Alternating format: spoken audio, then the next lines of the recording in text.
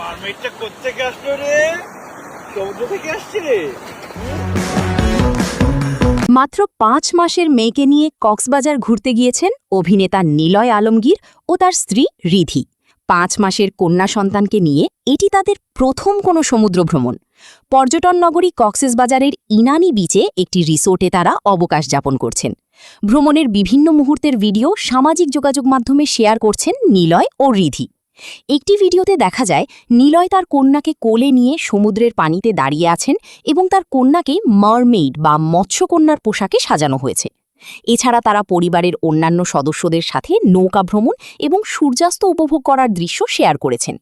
নিলয় আলমগীরের স্ত্রী রিধি জানিয়েছেন প্রতি বছরেই তারা কক্সবাজারে আসেন, তবে এবারের ভ্রমণটি তাদের কাছে অত্যন্ত বিশেষ।